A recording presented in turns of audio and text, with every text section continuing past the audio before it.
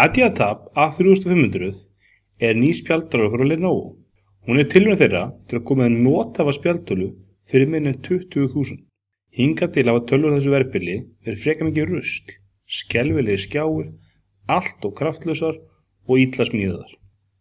Þessi vel breytir þessu að hluta til allavega. Hún kostar tæpar 18.000 krónur og er margfalt betri en sem verið í boði á þessu verðbili hingað til. Ok, hún á lítið í iPad mini að gera, en hún kostar líka 1/4 af því sem iPad kostar. Hún gerir hins vegar talsvert meira en það.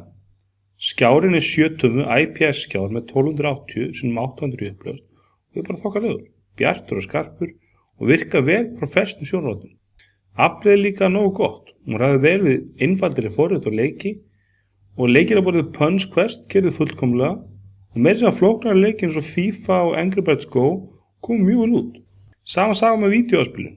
HT-efni virkaði mjög vel, bæði YouTube og minniskorti.